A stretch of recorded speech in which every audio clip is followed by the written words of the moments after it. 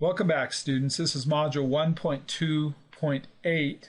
This is going to continue our discussion of biological macromolecules. I've just inserted this table in here again. We already covered it in our introduction to the topic, but I just wanted to show you where we've been. We've discussed carbohydrates and lipids.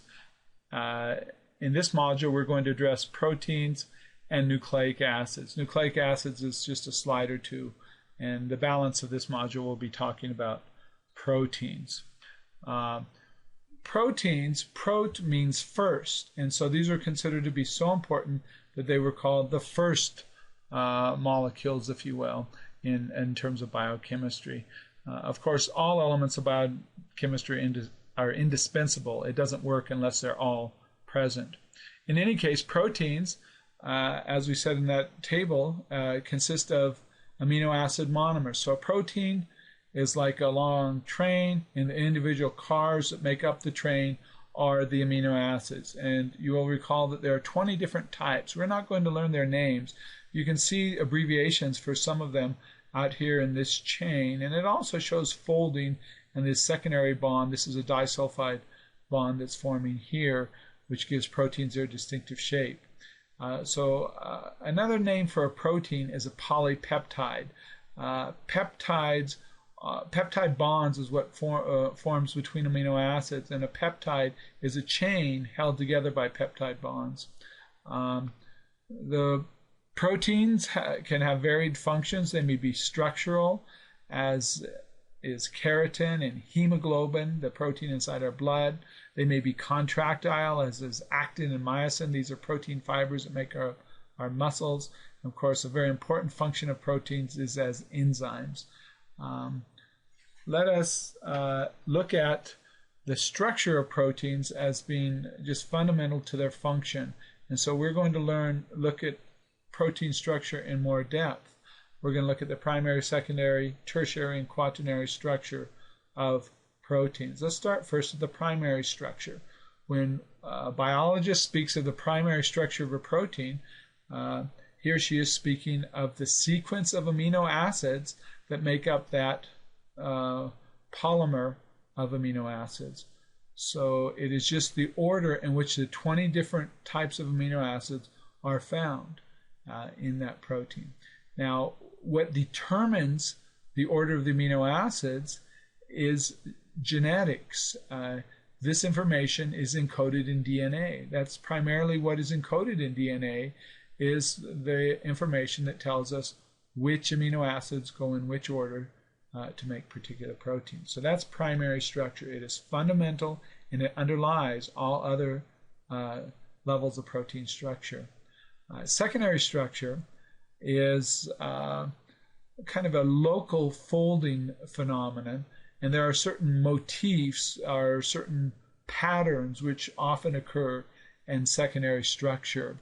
And so we can have a coil or a sheet, and they have particular names, but those are just elements which biologists have noticed. And it's not so critical that a Biology 101 student knows the names of those particular motifs and whatnot.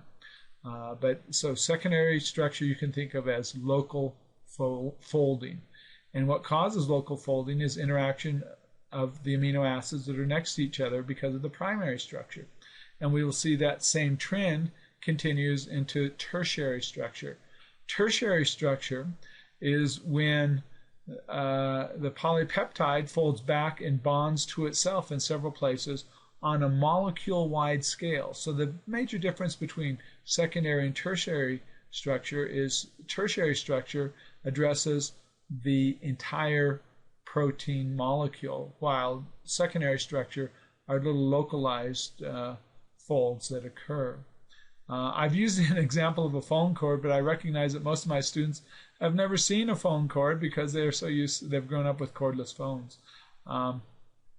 But tertiary structure is critically important because it, in fact, provides the three-dimensional structure of the entire protein molecule. And the molecular shape determines how the protein will function. Form determines function. And just to give you an example of what we're talking about here, here is a graphical depiction of the 3D structure, of the tertiary structure of a protein. They call this a ribbon structure. And boy, you can see that it's all coiled up. And you might think it just is random, but in fact, this is a very prescribed and very precise placement of these various coiled elements of the tertiary structure. Now, all proteins have primary structure, and most have secondary and tertiary structure, but not all proteins have quaternary structure. Quaternary structure only occurs in those proteins that have more than one amino acid strand. And so there are two subunits which come together in quaternary structure. So they have different polypeptide chains combining. A classic example of quaternary structure is hemoglobin. This is a protein in red blood cells that carries oxygen, and it in fact consists of 4 polypeptide chains. Now, quaternary means the 4th layer of protein structure. It just is a coincidence that the example I'm giving you has 1, 2, 3, 4 subunits. For example, a protein could have 2 subunits and it would still be the quaternary structure that we're talking about. Both of these graphical images on the bottom of this slide depict hemoglobin, just in different styles of depiction, I suppose. So once we are familiar with all of the levels of protein structure, and here let's look at a slide that kind of reviews them all. The primary structure is a sequence of the amino acids. The secondary structure is local folding, in this case things like a helix or a sheet. And tertiary structure is all of the folding on a molecule-wide basis that determines the overall 3-dimensional shape of the molecule. And quaternary structure is only found in those proteins that have 2 or more amino acid chains that form the molecules. Now, I spoke of the structure as being critically important to the function of proteins, and that is the fact. So the structure of a protein determines its function.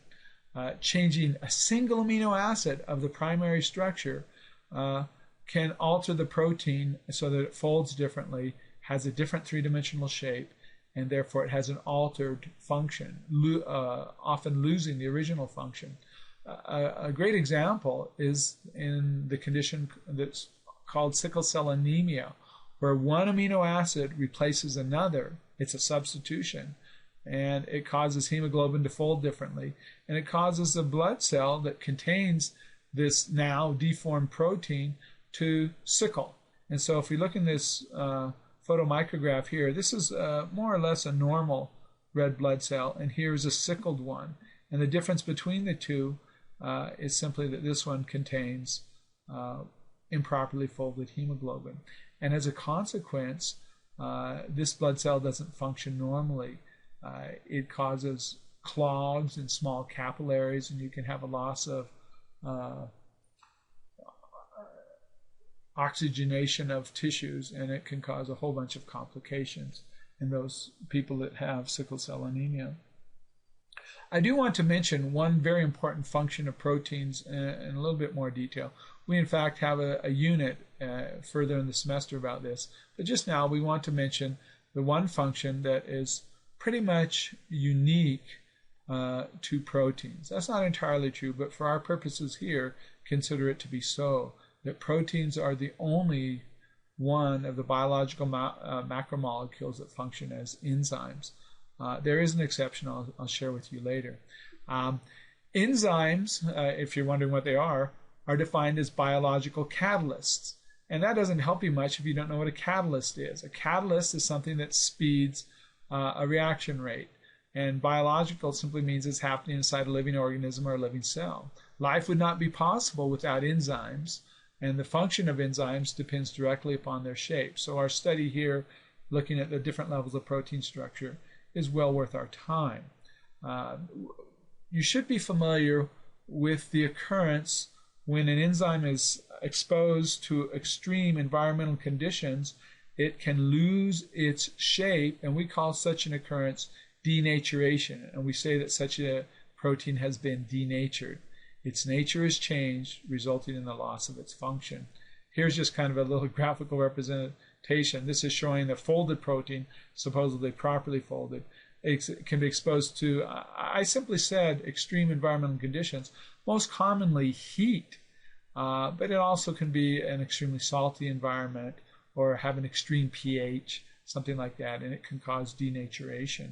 Now, I want you to understand, if it's heat, this is why a fever can be so very dangerous. If you get a fever of above 105, 106 degrees, it can be hot enough that proteins can have a difficult time remaining properly folded in your cells. And if these are enzymes, then you can lose all of your biochemistry, your metabolism, and this can lead to death. And that is why, of course, especially if you have a baby that has a very high temperature, often you will bathe it in cool water to bring that down to prevent such an extreme occurrence. Okay, that's going to conclude our discussion of proteins, but we have one more group of biological macromolecules that we're going to mention before we conclude this module, and that is nucleic acids. Now, we're not going to discuss it a lot here, but I do want you to know the three basic types for the first exam. That is, DNA contains the genetic code, RNA has other functions that are involved in protein synthesis, and we'll discuss RNA in more detail later. And ATP, this is a molecule, which is a nucleic acid, that stores and transfers energy at the cellular level. Now, nucleic acids are polymers, long linear chains, and they are made of nucleotides. These are the monomers that build the large chains of nucleic acids. And so that's really all I want you to know for the first exam. Now, that doesn't seem very much for DNA, which has been called the master molecule and the secret of life and some of these very elaborate terms.